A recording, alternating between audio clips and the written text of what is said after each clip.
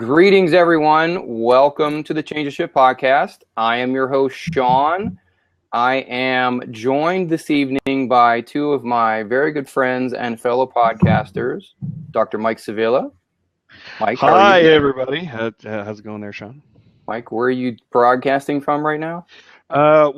This is my one phone call, so I made it to you guys, and I need bail money.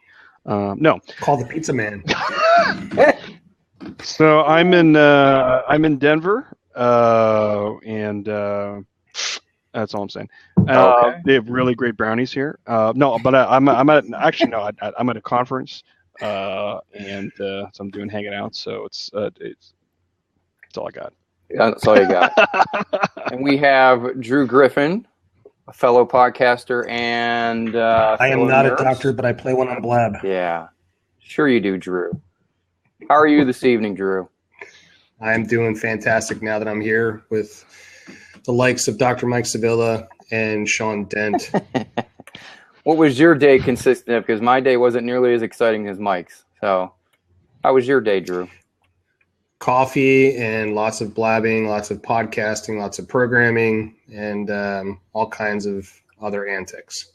So it's all good. So this particular episode tonight is a last minute shotgun episode. Love those. You love those. It's non-rehearsed, and for those of you who have been following our podcast for the entire duration that it's been created, my co-host Emily is not with us. She has been kind of MIA today, so life was probably a little busy for her today. So maybe she'll be able to drop in a little bit later if we stay on long enough, which usually ends up happening anyway. Today, apparently, was International Podcast Day, hashtag Podcast Day. And I'm told by one of my two guests that this has been in the works for a little while now, but unfortunately, being the new podcaster or the baby podcaster that I am, I had no idea this day existed. Whether or not September 30th actually has some sort of significance in the world of podcasting, doubt it highly. But it seems to be quite the marketing juggernaut right now. The folks here on Blab decided on 2 days ago to create a Blab that was going to run for 36 hours straight. Wow. They started it last evening at some point. I'd have to go back and look at the exact time. And the Blab stream never stopped. It's actually still going on as we speak. They changed the host of the actual Blab session every hour with hosts from all over the world, discussing topics ranging from specific podcasts to tips on podcasting to growing your podcast. The list was quite endless. And I got sucked into the black hole of Blab today. You did? Oh, yeah. I woke up this morning with intentions of being productive. Blab had other ideas for me. So you're using the Blab excuse today, Sean? I'm going to use the Blab excuse today. I think I might have got 50% of my work done today. So, but I did learn a lot. So I can't. I'm curious about that. I'm not completely unproductive. So we're going to talk about that just a little bit. I'll share a couple links here while I'm thinking about it. I'll share what Blab shared earlier was the International Podcasting Day events, all of the time slots and different hosts that Blab has had for this 36-hour period. And it seems like there are a lot of the head honchos in the podcasting world. I think I'm actually going to let Drew comment on this one a little bit because Drew's a lot more versed in who these people were, but a lot of them seem to have been doing this for greater than 5, 6, 7, or 10 years. And they seem to be very knowledgeable and very popular, Drew. What are your thoughts on that here? Yeah, that it is. You know, the podcasting isn't new. Podcasting has been around for a while. And some would argue that it's an evolution of broadcasting in some degree. I find podcasting to be deliciousness on demand. You can download podcasts to whatever your liking is, and have content around that subject matter, at your disposal pretty much anywhere that you're going. If you're carrying around a mobile device, you can download it and listen to it. So folks that were involved in hosting this 36-hour long Blab session, if you will, around podcasting ranged all over the gamut. One of the people that you and I were both on the same session, John Lee Dumas, was around 2:00 Pacific time today. He and his partner, Keith Erickson, who assists him over at Entrepreneur on Fire, he runs a very, very popular podcast in the entrepreneurial space.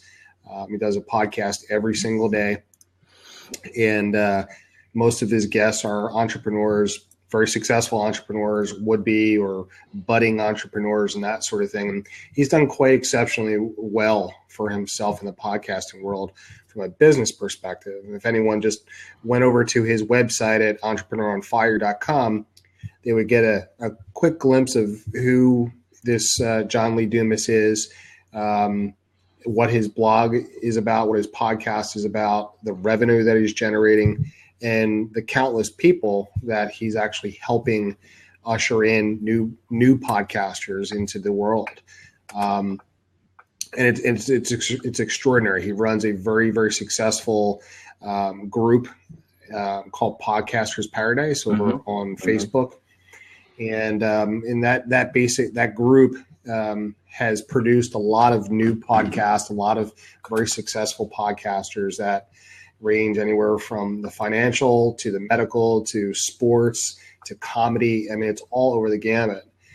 So just that one particular guest is responsible for, extraordinary reach. Yeah. And others that, his predecessors are also very, very large giants in the industry. So if you ever have a chance to get back over to the other Blab session and, follow Sean's link, highly recommend checking it out and connect with some of the others that are doing this. Now, Mike, you've been podcasting for how many years? Well, I mean, I wouldn't say podcasting. I mean, it's off and on. My first show was probably, 8 or 9 years ago, and I take breaks, a lot of breaks in between times. But I think probably for 2 or 3 years, I was pretty regular, almost every week, pretty solid. And that was fun. That was painful. I learned a lot during that.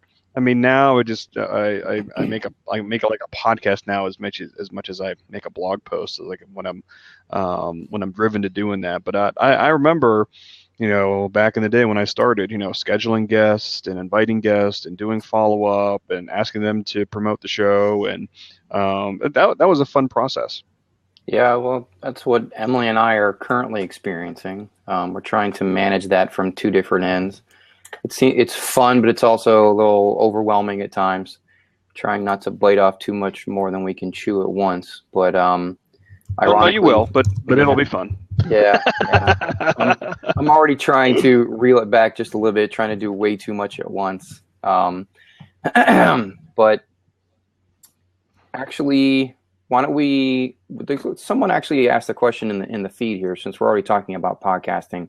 They actually talked about this quite a bit today during that all-day Blab session that they had, and these podcasts. They talked about it over and over again about starting a podcast, and I think it's Dakota, if I'm saying that right. Dakota, that's what it looks like. Yeah, was asking, how do you start a podcast? And I'm going to share my personal experience, and then I'm going to let these two experienced gentlemen give you their take on it. But if you have a mobile device, you can start a podcast. It's just that simple.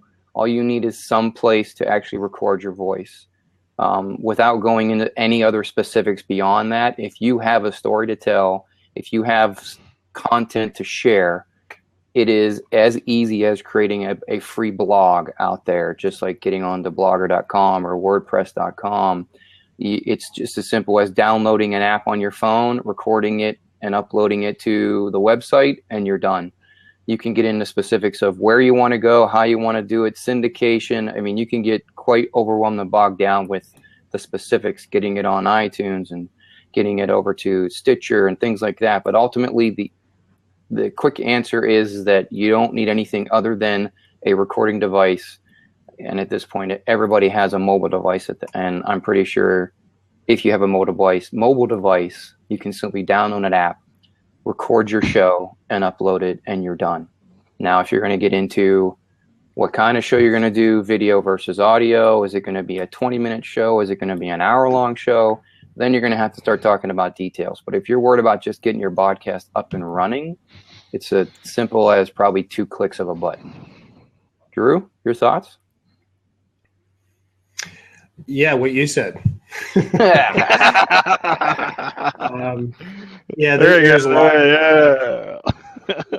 There's a lot of Dakota. It's a great question, one that I hear all the time, and I mean, you can get very technical with things. This very platform that you're on right now, this is a form of podcasting, whether it's audio or video. This platform is probably responsible for the resurgence of a lot of podcasters or interest in podcasting. The button that's over in the right-hand corner where it says Start a Blab, you're essentially starting a podcast. And you have the ability right within this platform to hit record. If you've got, headset, if you have a desktop microphone, you can record your own podcasts solo, or you can go with guests. You can have 2 or 3 guests if you like, and talk about whatever their subject matter is. Now, once they hit that recording, blab.im will actually send you an audio and a video file. The quality of those videos and the audio is probably contingent on your microphone set that you're using. They just actually they just acquired a company called Podclear, which it will be re-engineering and trying to improve the quality of the audio that you receive right from this platform. And that's it. I mean, from there's some technical things in the background that you can do to upload your podcast to be syndicated and distributed by some of the bigger distribution channels that are out there. iTunes, if you've got iTunes, most people download their music and their videos and podcasts from iTunes. There's another platform out there that's called Stitcher. Spreaker is another one. There's a lot of different podcast directories out there. But to get started, in short, you are watching a podcast right now. This is a video podcast. The audio will be available after the recording as well. So in short, that's how you get started in podcasting. What about you, Mike? Yeah, it's what you guys said. It's producing the content, as people know, there is audio podcasts, there's video podcasts, and then just have a way to get people to get access to it. And just like those guys said, I mean, you can get very complicated when it comes to RSS feeds and blah, blah, blah, blah, blah. But, I mean, you just have a file and you just have to have people to get access to it. And I think that's as simple as what it is, as I don't know, I didn't watch any of this stuff today, but it's as I've heard and as I've people seen, when you start a podcast, no matter what it is, it's going to be awful. You got to find your way. You got to find your way to do it. So, and the only way to get better is to keep doing it. And it's just not podcasting; it's blogging, or if you like YouTube videos or whatever.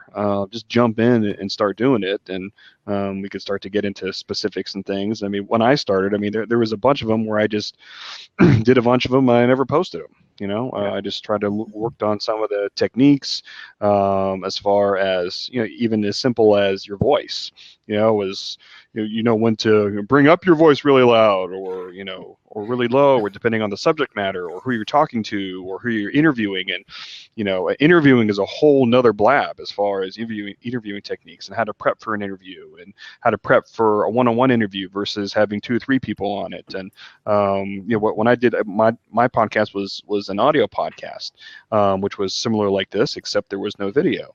And it's challenging, interviewing people that you can't see, like people do Skype interviews and things like that. And if people have been on conference calls before, that's a very challenging thing to try to do. So so I don't want to get too technical either, but I mean, if you want to share your story, whatever it is, whether it's a blog post or audio or video, just dive in and do it. And the cool thing about this community is there's a lot of people around to ask questions, and they're very, very approachable. Email, Twitter, Facebook to ask questions, and it's just have fun with it. Yeah, that was then a constant underlying theme here on this, 36-hour Blab festival podcast thing, is that the support was amazing. That everybody would ask the same questions in just a short span of time, because people would pop in and out of the Blabs and ask the same questions over and over again. And the host would continually repeat and say the same thing over and over again, and be very, very open and very inviting of people wanting to start a Blab. There was quite a number of individuals out there that literally started podcasting because of this platform, like myself, that you started podcasting because Blab.im was the most readily available and most automated and easy way to get your content out there. Because one of the big problems that I always didn't want to face was the post editing. You've recorded your content, now you got to figure out how to edit it, get it up, audio file, video file, the whole 9 yards, and Blab does all that for you now. So granted, you can still edit all of that stuff if you truly want to, but it's as simple as downloading, uploading, click, share, done. Blab even makes it even more automatic now, that once your video is done and it's saved onto the Blab server, you actually have a little icon at the end. Once this Blab is over, I'll get to come back and visit this screen again, and off on the left-hand side, there will be a button that says upload to YouTube. 2 clicks of a button and my podcast is sent to YouTube with all the fixins, and I can do whatever I want with it once it's on YouTube. So yeah, it's a very exciting time for people like myself and others who have always wanted to do podcasting but didn't have the knowledge base, or maybe not the time to do all of the other things that the seasoned podcasters have had to do over the years. That was probably one of the big concerns that they were talking about throughout the day, was that you're creating your content. Let's say you're creating your podcast here on Blab. Your Blab sends you the audio file and the video file. So who owns the content? Do you own it, or does Blab own it?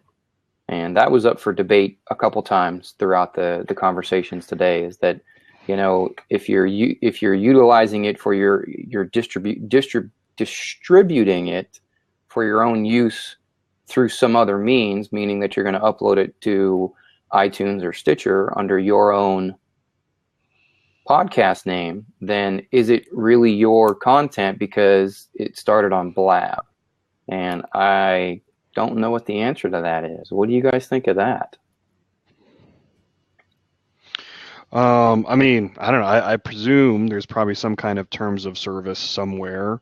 This is a very similar conversation when I started my podcast, and it was audio and it was on Blog Talk Radio, and it was a very similar type of thing. Actually, it was, as I recall, they had like a maybe 24-hour Blog Talk Radio show or something like that, where they did something similar, and then they have conversations like this. And I guess it just comes into the legalese. I mean, I presume there's some kind of terms of service somewhere. I don't know.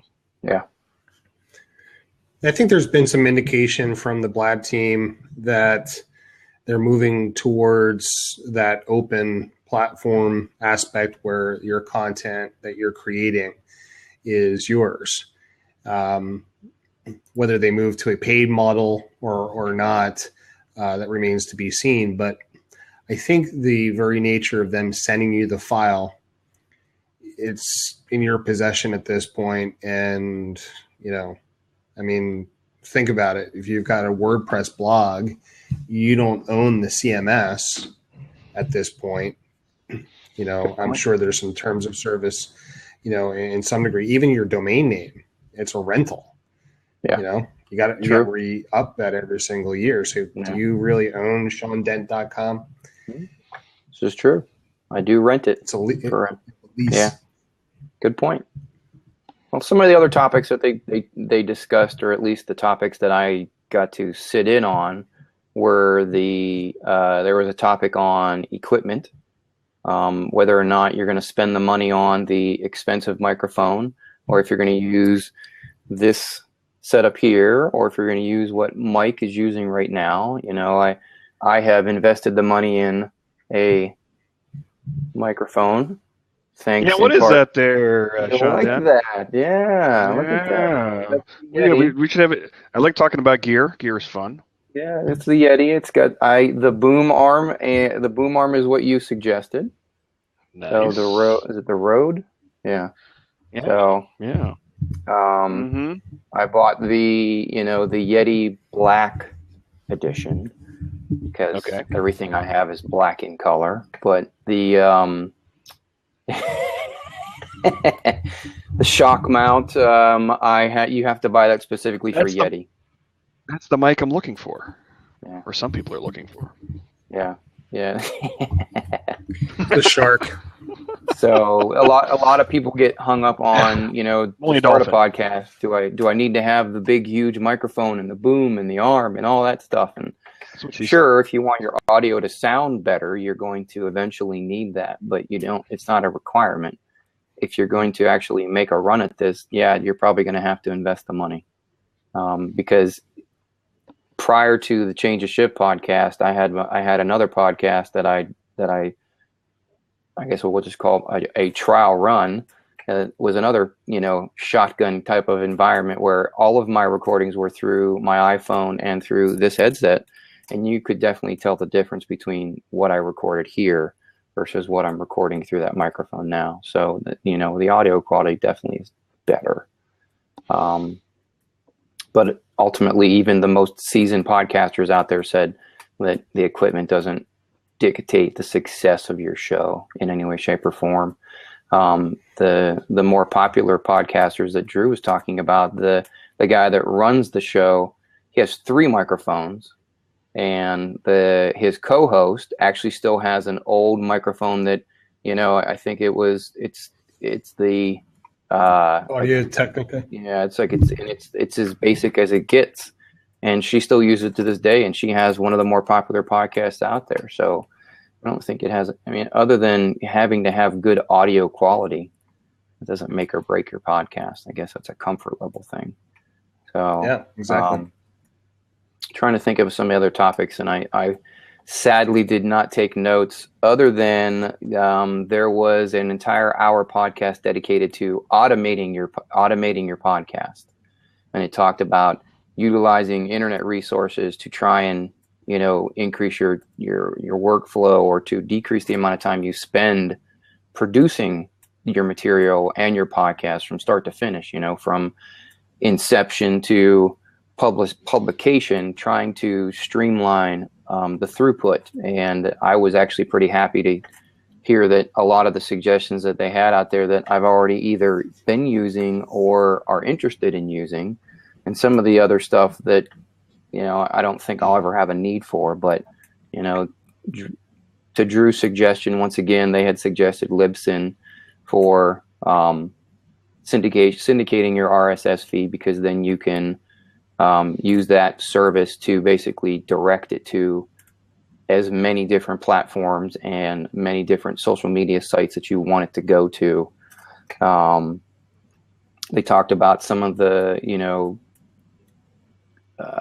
internet websites you can use to create your own cover art, and I use all of them. So there was Canva, which I've been starting to use a little bit more.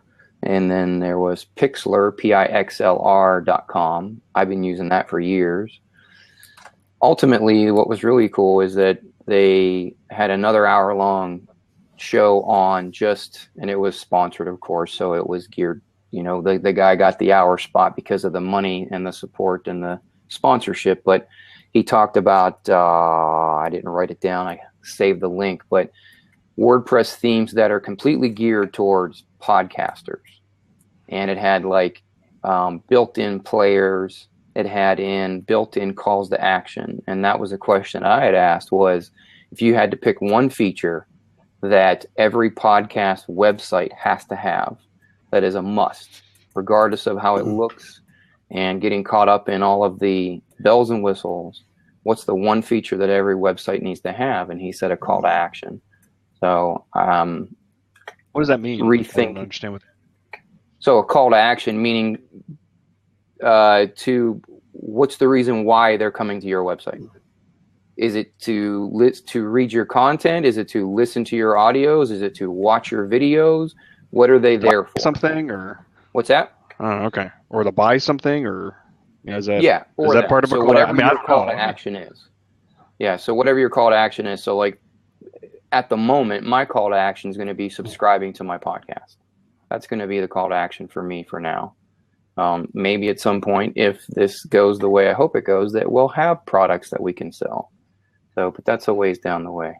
The other part of my day was consumed by cover art because I got to get some cover art up for our podcast because we're still using old cover art. So I was a little bit consumed by that. So, Drew, what did you learn today in the short time that you were on the 36-hour Blab? Yeah, some of those actually just emulate what you just said. I was bouncing back and forth between a lot of the different forums and checking some things out that people were referring to and more or less subscribing to a lot of the podcasts of the guests that were popping on, to see what they're doing. I believe the gentleman that you were referring to, his name was Mark Asquith of podcastwebsites.com, who's, I believe a partner of John Lee Dumas.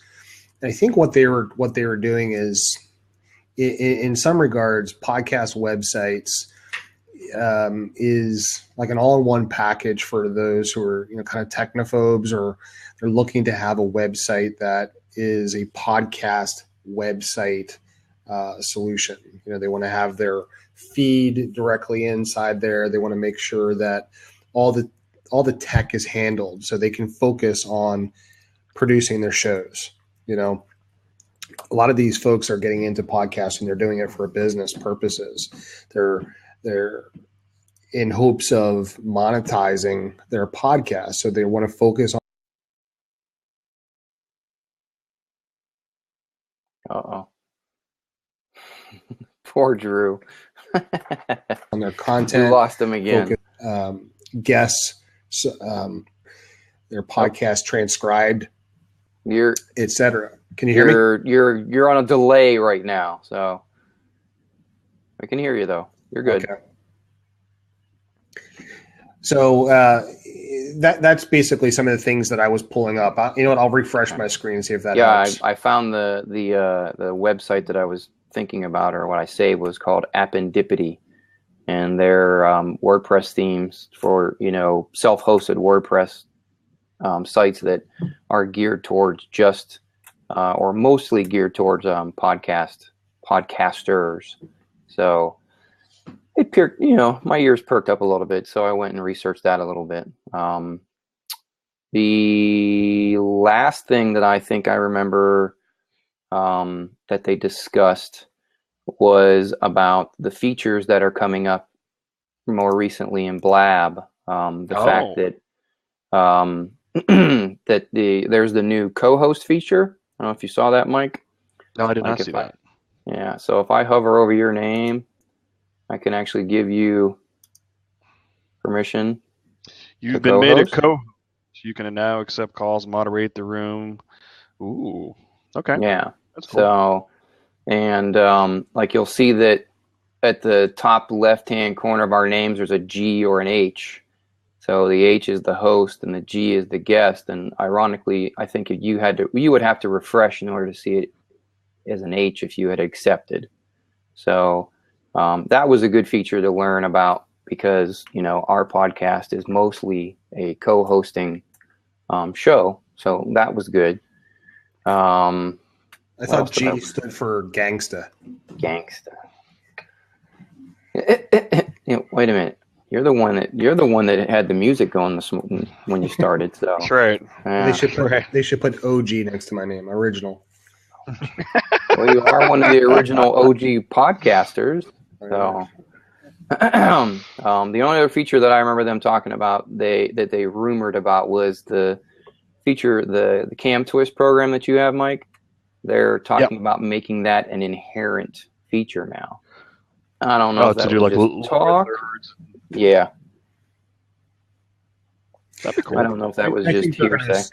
I think you're gonna see a lot more come down the road, down the pike. There are going to be. I can see, buy buttons popping in here. I can see subscribe buttons popping in there. You already have that in some of the other sessions, or when someone actually schedules a Blab, people can subscribe to that. What if you had the ability to build a list from those that are subscribing to your podcast, or, to your Blab session? Oh, and then I'm confusing the Blab I listened to the other day, which was the roundtable from, the Blab founders, but they're also trying to create a feature where, excuse me, when somebody calls in to get on one of the seats, so that I, the host or co-hosts, will get a quick screenshot of who's trying to jump in on the Blab. Because, as we know, there are people out there that don't like to play by the rules, and there have been many a Blab in the darker hours of the night when people show up completely naked on screen. Little chat roulette going on. Yeah, not that I know, but I've read about it in the press. So they're looking into some sort of like preview feature, which would be really nice. So that was one other thing that I saw. I don't know. That's interesting. It's always interesting adding features. That's always fun. Well, I mean, a lot of the OG podcasters really liked the Drew? setup. Like all the OG podcasters that were out doing this today, first time on Blab, first time as a podcaster on Blab, they actually really enjoyed the real-time interaction between the podcast and then the Twitter stream as well. So they really like that. And I think that's what literally drew, and the rest of us to this platform. So I love the real-time interaction, the real-time conversation. So I was listening to do you pop onto Periscope at all? Not anymore. Don't have to. It's interesting. I've been finding myself jumping onto some Periscopes, to see what people are still doing there and whatnot. And apparently, it's still people are still doing right. There's still some relevancy there. They were this one gentleman today was on Periscope by a guy named Periscope Ryan. And he was talking about this attorney who has been using Periscope very successfully to drive traffic to his website and to his Blab sessions and that sort of thing. And apparently he's getting new clients on a daily basis from his Periscope process. So his process basically was he would put a Facebook status update saying that he's going to go live at a certain time, say 1 p.m. Eastern or whatever. And then he would put a link to his Twitter profile and say, take a look at this around 1 o'clock and you'll be able to, join my Periscope session. During the Periscope session, he would put up a bit.ly link that takes him back over to Blab so people can ask him questions in a live forum and that sort of thing. So the lead generation that he's generating, going back and doing that call to actions would be, say, hey, if you want more information about this Blab session or about DUIs or whatever the subject matter was, head back on over to my website at www, whatever the website is. And now he's got the pop-up window that says, join my newsletter if you need more information about DUIs or whatever the subject matter was. So you got my point. Mm-hmm. So there's a cascading, step-by-step process that they're using multiple live streaming sessions to get more traffic to their Blab sessions or to their Periscope sessions, and therefore more lead generation back to their website. Now, whether that has anything to do with podcasting, maybe he has a podcast that, they can subscribe to, and obviously the more subscriptions you get, the more downloads you get, the more, your podcast gets boosted up in the rankings of iTunes. So I'm finding it very interesting to see how people are doing lead generation and driving traffic to their content, and thus by getting downloads and more audience participation. So we had a question out there. It looks like someone's asking, what do you think? Where do you think he was driving? Was he driving Blab to Periscope or Periscope to Blab? What do you think? I think both. I think in the example that was being provided, he was using Periscope to drive mobile traffic back to a desktop, and he was getting the best of both worlds. So people that were on Periscope are now familiar with his Blab session, because he would put out like a bit.ly link or a pretty link saying something like, I don't know, bit.ly.com or bit.ly / my website or whatever it might be, whatever the link is. So for those that are on Periscope and they want to see live interaction, one feature within Blab that I really like is when somebody goes to your Blab, they can see your past Blab sessions there. They can subscribe to you.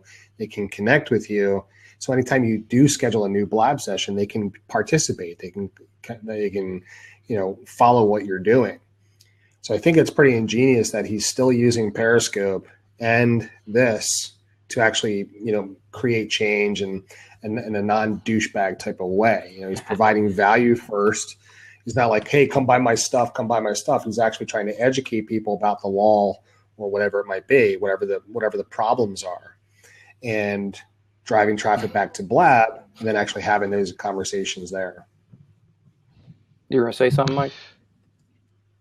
Yeah, I mean, so Jude, do you think he's transitioning people from Periscope to Blab, or he's just like, so he's going to be like Blab Bob now, or is he really trying to work both of them together, and because they have different audiences? Yeah, well, both. But the next step in the process, and this is, I'll try to give you a brief background of what his process was. So he did a Facebook status update. So any of his current Facebook connections will know that he's going live. He's also tweeting it out and hashtagging it with, DUI or whatever the subject matter that he's talking about. So people that are not connected with him can still see the subject matter and decide to join him either on Blab or on Twitter, simultaneously. He's using Catch Me to record his Blab session or record his Periscope session. So after his Periscope session is done, he's actually taking that recording and embedding it into his website. So for those that aren't able to watch his Periscope live, they can either catch the replay for 24 hours or then head back over to his website and watch the recording there. Naturally, if he's tweeting it out and saying, hey, here's my session that I had today with, Sean Dent and Dr. Mike Sevilla talking about healthcare law, just use it as an example. For those of you who aren't, able to watch this live, head back over to my website at www.website.com to check out the replay. Well, obviously, while they're there, there's going to be a call to action. Hey, if they're interested or they have a problem or something like that, there's more information that they can subscribe to. They can watch the video there as opposed to over on catch.me.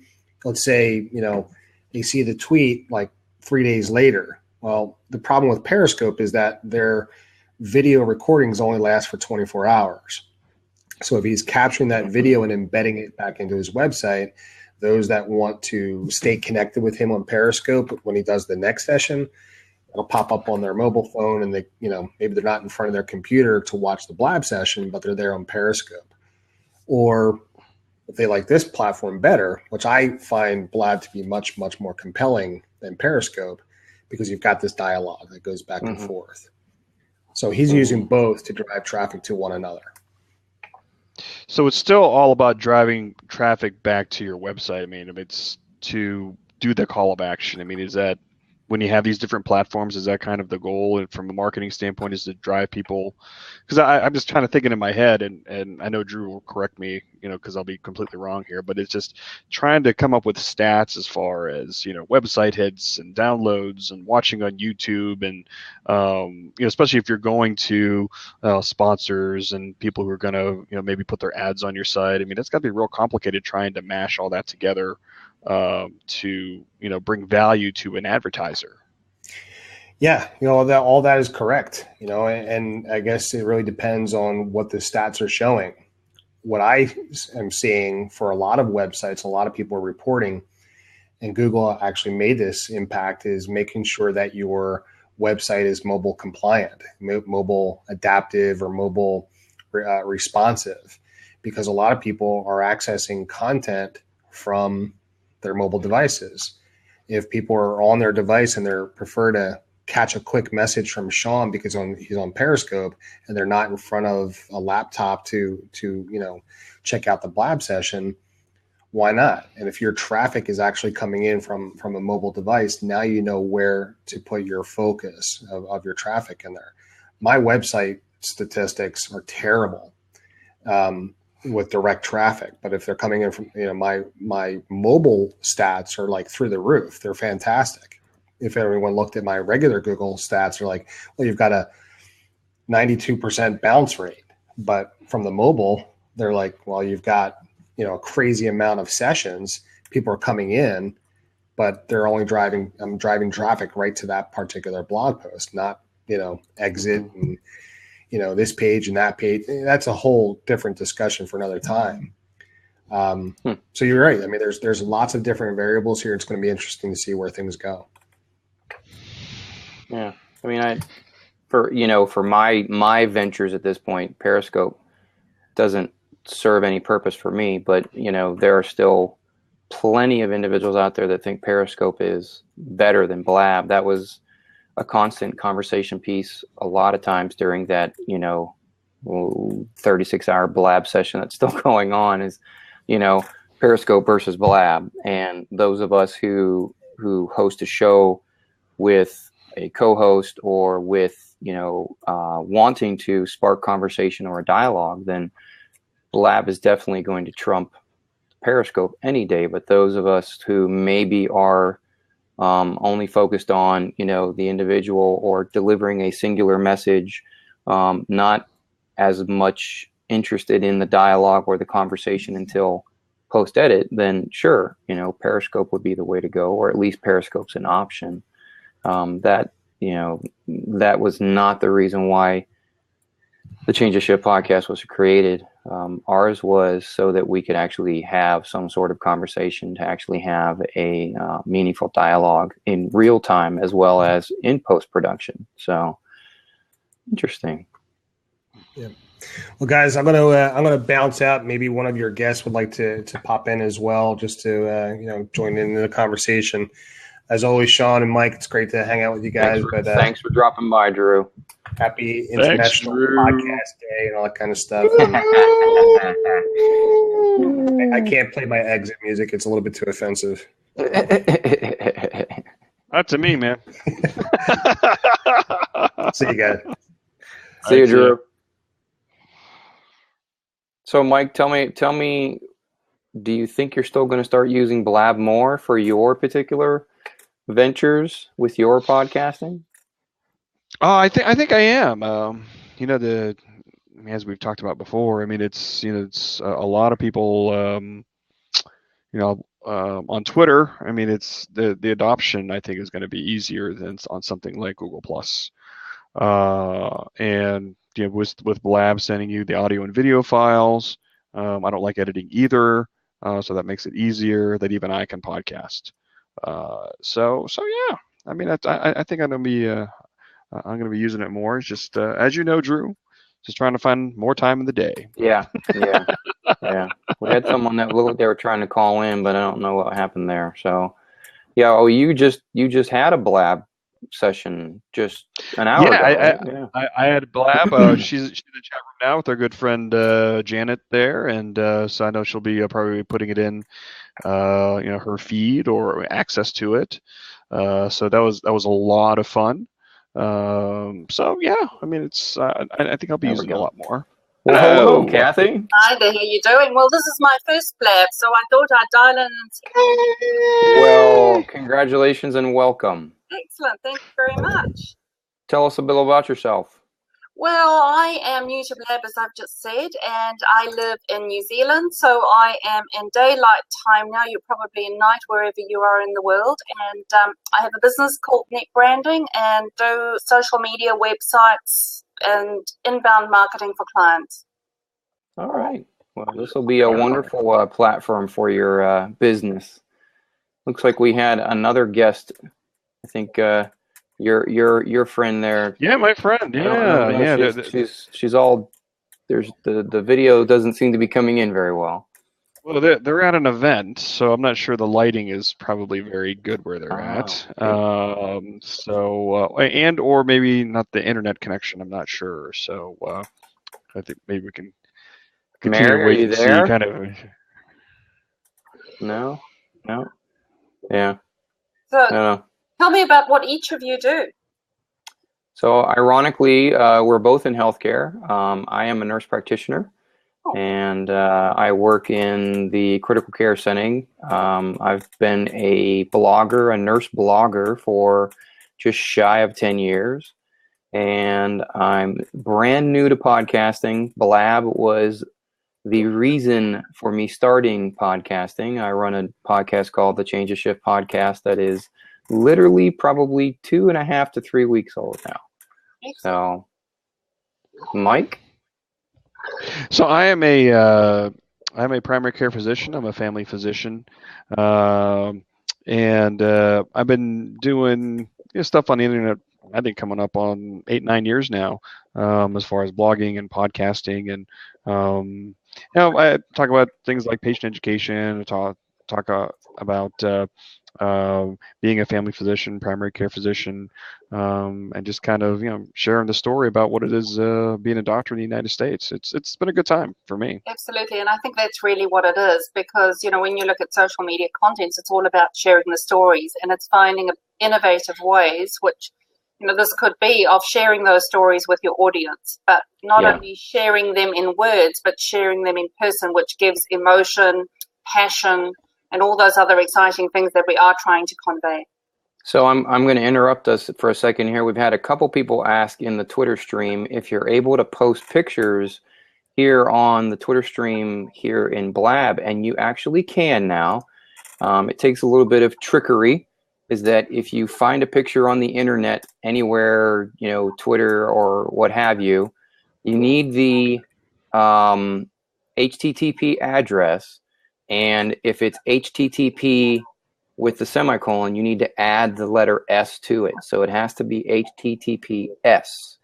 So take whatever picture that you have, save it, copy the link into the chat room, and then add the letter S so that it says HTTPS, and you can actually add a picture. And I know it works because of all the Blab sessions that I was a part of over the course of the afternoon. There were pictures, there were what do we call them, GIFs, or are they GIFs? What do we call them these days? Animated pictures. So the feature is brand new. It's only a couple days old, but it does work. I have not tested it out yet. So if someone has a picture out there that they'd like to try, you can.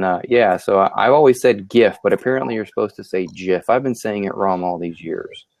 So Kathy, let me ask you. So how did you find this Blab? And have you seen other Blabs? What's your impression been about this platform already? Well, I have just been following around and popping in on a few, and then stumbled across this one purely because I was just searching around for social media and elements of that. And I think that, as I said earlier, I think it is the mechanism for people to be able to collaborate across the world, and I think it's a very unique opportunity for each and every one of us as we share ideas and concepts. So there's a huge amount of potential in terms of Periscope versus this. I think this is more collaborative. I'm still trying to get my head around Periscope, and I think it's a little bit idealist. And so I tend to hide away from trying to sprout the odds around what I'm doing and where I am. I'd rather be seen in an environment like this, collaborating with other role players in whatever field they're in. Yeah, it definitely sparks better conversation. Sorry, go ahead, Mike. No. So you don't use Meerkat or Periscope or anything like that in your business? I've tested Periscope, and as I say, for me to be at a function or at a launch and suddenly start talking into a mic and saying, this is where I am and this is what I'm busy doing, which is where I see a lot of people are using Periscope, I think, within the New Zealand context where you are playing down your personality rather than being out and about. I think this is far more of a New Zealand type environment, which is why I'm experimenting with it for some of my clients. Before I go and launch into, I think my clients should be on this platform. I want to experience it for myself. So what kind of industries are your clients in? Are they a variety, or are they focused in one type of industry? Or I cross the complete spectrum. So I cross the spectrum from medical through to automotive, through to education, through to I cover the entire spectrum of industries in terms of working with different people in that space.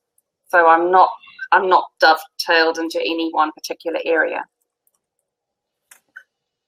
It's interesting that I think it's funny because I think Mike and I have been on Blab for over a month and a half now, and Blab is just now gaining momentum. And I don't know if it was done by accident or on purpose, but I have a co-host that is part of my podcast. She's also a nurse practitioner, and we were discussing it just the other day that, you know, all of a sudden Blab seems to be cropping up more and more, not just in the, you know, the Blabosphere, but in other parts of the internet, and people are starting to catch on as to why this is a popular medium for, you know, everything from, you know, podcasting to I know that a friend of ours, Drew, who just stepped out of the Blab, that you can use this for educational purposes. You can host like classrooms in this. Of course, you know, the marketing aspect of this is limitless. The only thing that I think will never happen at this point is that, according to the higher ups in Blab, that this will never be private. It will always be public. So that if you wanted to do this without having people being able to drop in or drop out as any that they wanted to, you're not going to be able to do that. It's always going to be public. Absolutely. And I think that, but that is also the benefit of what this forum has to offer. So I'm just trying to think, you know, if I am a charity and I have a charity cause and a particular charitable drive, this may be an opportunity to raise awareness for breast cancer or any of those where you can come on. There can be a doctor going, you know, this is what we're doing in the area of research. This is why we're collaborating to get money in. And it allows that forum for people to actually find out about those initiatives. You know, if you are a orthodontist and you're wanting to talk about the latest in orthodontic treatments, well, perhaps this is an environment where you can talk about that. It's not an intended sales vehicle, but it's an intended environment where you can share your knowledge and competency. Yeah, the really interesting, exciting feature about this is the reach it has in Twitter. Is that this is, I mean, you're technically conversing in Twitter, because you can pull anyone in from Twitter that has a Twitter handle that exists in Twitter by just typing in the @ symbol and their username, and it will call them in to whatever Blab you're in. And the title of the Blab with the hashtags goes out to Twitter and then shows up in Twitter search, in the Twitter search engine, under all those hashtags. And we, as in my co-host and I, and Mike was actually, you know, at least participated in that one of the couple of labs that we did, is that, you know, my co-host and I took advantage of the, I don't know if you were familiar or heard anything that happened with the nursing profession and the TV show The View. So there was a very big to-do in the social media world with a TV show. They unintentionally offended the nursing profession. And there was a hashtag that went viral here in the U.S. It was called #Nurses Unite. And we hosted a podcast that night that garnered more attention than we would have ever expected, simply because we had the hashtag up. And we actually had numerous fans comment later and say that they would have never found our podcast. They would have never saw our podcast had we not used the hashtag #Nurses Unite. So Even your the national organization. Oh yeah. So the ANA, the American Nursing Association, found us through a hashtag, which is a pretty big deal, seeing as this podcast is not even a month old yet. We've done a handful of podcasts, and we officially, gave it a title and bought the the URL and the website, and actually created it just a couple weeks ago. So this platform has amazing potential for just about anything you can think up. Well, Kathy, let me ask you. So, do you advise your clients on using like audio podcast or video podcast or videos or YouTube? When you're consulting with them? Well, usually we'd start really at the base level. So we'd start with what are they trying to achieve online, and based on that, we determine which area we need to be looking into. Primarily, we'd look into the area of Facebook, we'd look into the area of Twitter, we'd look into the area of LinkedIn, and obviously video is important, and typically that's where the likes of YouTube would come through. Podcasting, not as much, because if you only take those elements, they've already got enough to deal with. So it's looking at each of those forums in terms of how they can funnel their feed or their potential user down to the point of making a sale or getting that contact through. So it's very much a funnel mechanism in terms of how I would advise my clients. That's cool. That's cool. So what are you intending on using Blab for, Kathy? Well, right now I'm in exploratory mode, as I've said, and what I would be thinking about, I write a reasonable amount for my own website, and so I would be thinking around sharing knowledge. So if I've written an article on the top 10 tips for choosing a digital agency, or what we should, I think earlier on you spoke about websites and what websites should look like. So anything along those lines, if I've got a tip to share, that's what I'd be using Blab for. But mostly looking for clients to be able to create content in this forum that can be curated for the online presence and keep things interesting. Yeah, no, it seems like everyone's finding their own cause or reason for using Blab. What's really nice about this platform, I don't know if you know or not, is that after I'm done recording this, when I hit pause, Blab is going to automatically send me an audio file and a video file, and I get to use them in any way I want. And then you can actually automate the process and come back to this URL later, and you can just click and it'll upload it to YouTube for you without you doing a thing. Unique content, so you wouldn't, be exposed to any of the questions that YouTube may ask. The question that I did have, I don't know if you can see my profile pic, and I was attempting to change it, and each time I went in to go and change it, it wouldn't accept it. So I've gone into Twitter, I've changed my profile pic in Twitter, but it has nothing to do with Twitter. So Blab is separate. Well, but I went into Blab and tried to change it in Blab as well, but it's not, when I save the file, it's not saving it, and I'm wondering if it's a certain size requirement. I know that I had some trouble with it a couple times. I had to sign out and sign back in a couple times. I don't know if it's a glitch or not, or if it has to do with the actual file, because all of my files are close to the same. I use the same camera for all the time, so it was just a matter of signing out, signing back in, refreshing.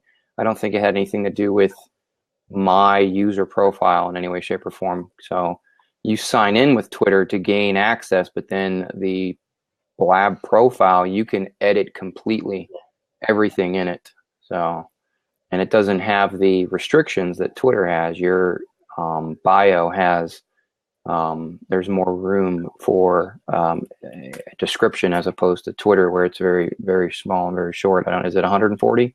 I don't even know. So about 120. Yeah. So I need to run off to a little client meeting that I've got planned for the afternoon. Well, thanks for dropping in. Yeah, thank you so much for dropping in. See you. Well, Mike, do you have any final thoughts here? How about that? We got someone all the way from the other side of the world there. We had someone from New Zealand. Let me just like process that.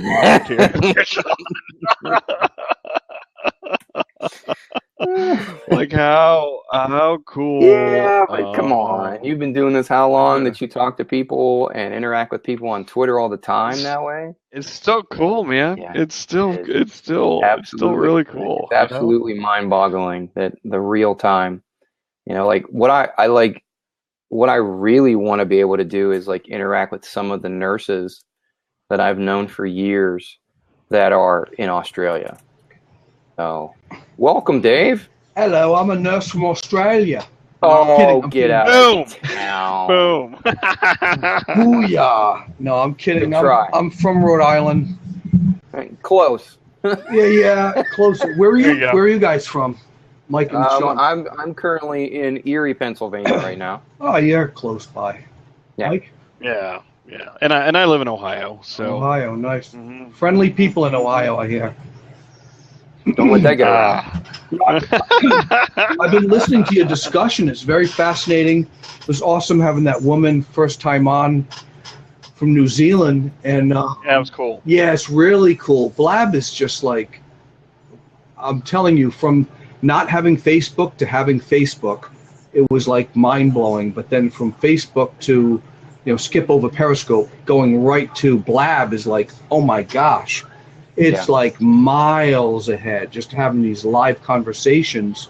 We can interview and have mind share and share what you're feeling and thinking. And then, of course, coupled with podcasting, it's a done deal. How could it get better, right? It really can't. Well, I mean, it's supposed to at this point. They had a, big thinkers. Welcome, Janet. Hey, Janet. Happy to be here.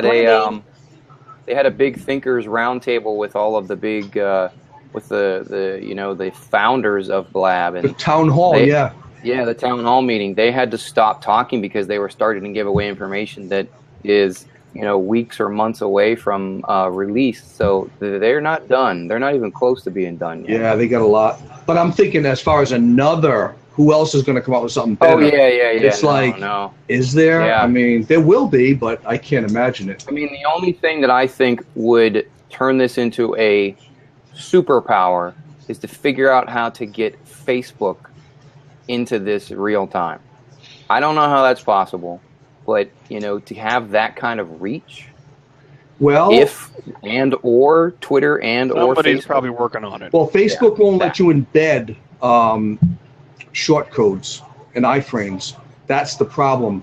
But if you go, once you record your show or once you start, like you'll be the only one who can see it, Sean, you can actually go, I don't know where it shows up, but you get the iframe and you grab it, and I posted it on my website to test it, and there it is, live.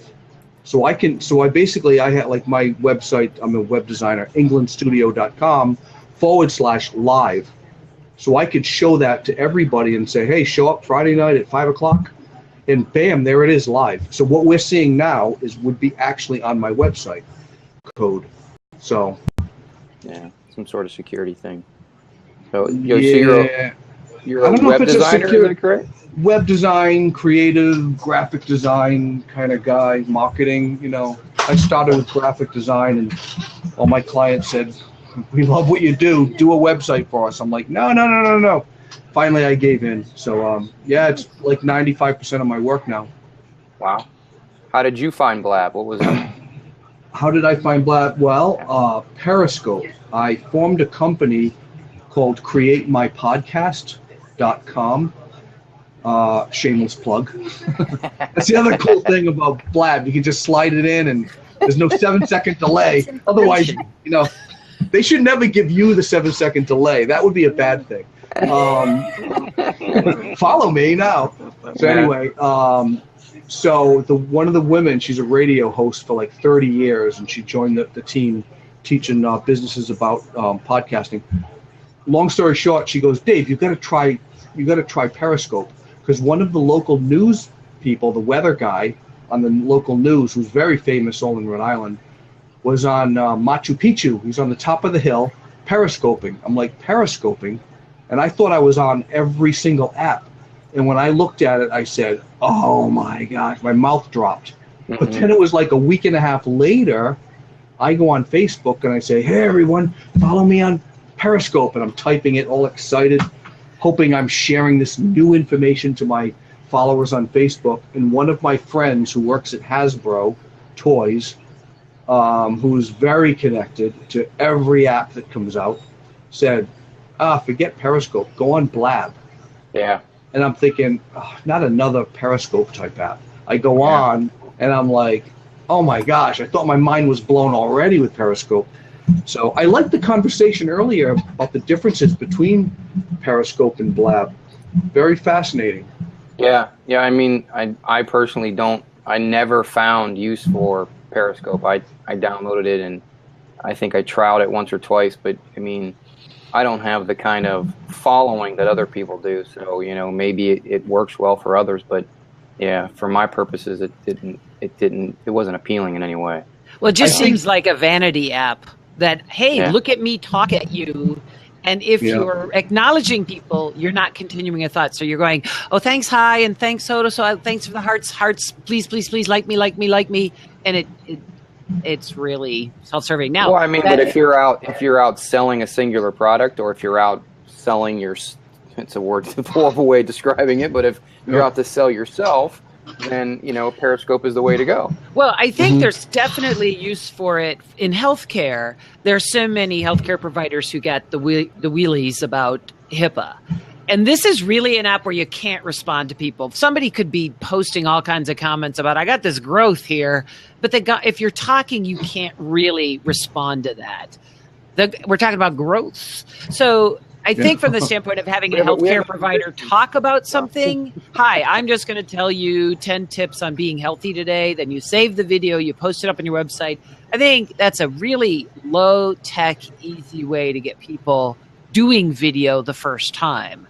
It's just, we're talking about the one-way connection in Periscope, but it's just really hard to have a decent two-way connection without annoying the crap out of everybody else that's listening or watching or reading or whatever. Yeah, I think you hit it right, a vanity app, because the only way that I saw it was, the celebrities or the more popular people who would sign on to Periscope, and it would be just a one-way interview. The only other way that I saw Periscope used a great way they use it is that, when I'm not doing this, I also am a coach for Olympic weightlifting, and there was an event that was being held in another country that didn't have a live stream, and one of the athletes who was watching one of the events took her mobile device, turned it around, and everybody that followed her on Periscope got to watch the live event on her phone. And that was probably the most ingenious way of using Periscope. Sure. Can I tell you, there's an illegal way to use Periscope. I followed a guy in New York City who went to the movies, and he held up his phone and he was like this, like the whole time, just leaning back. And I watched probably about half an hour of a new movie that just came out, and the quality was pretty good. And I'm like, I felt guilty, so I got out. That's crazy. You know how I see it? Periscope is like the blind date where the other annoying person talks all about themselves, where Blab is a double date, and you love everybody. They're all having drinks and having a blast and like, hey, what do you think? Three guys. Woo! Oh. Yeah, you're lucky. Way to go, Janet. Way to go, Janet. Okay, now, so Mike has a water bottle, so it's not going to be that fun. Yeah, it is long distance.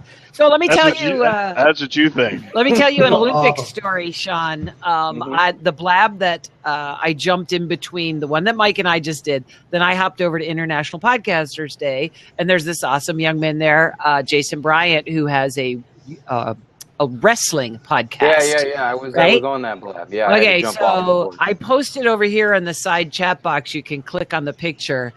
I was like 5 at the time, but I was the marketing director in Chattanooga, Tennessee, and the U.S. Freestyle and U.S. Greco-Roman wrestling teams came to Chattanooga, and there's a picture of me with the team because we hosted them at the mall for a signing. And I've had this box of memorabilia sitting in the attic since 1996. And he was there, and I was like, hey, I think I might have something. You want it? And I actually had this extra large T-shirt and a baseball hat that all the teams had signed. And I'm like, it's yours, because it's just getting dust up in the attic. And so I just think I'm a huge Olympics nut, but so incredible to have made that connection through a platform like this. Well, if I'm not mistaken, when Mike and I don't know if you had crossed paths with us yet or not, Janet, but in the early days of Blab, it was with Mike, the one that had the chicken. That was like last month. Yeah, it was like last month.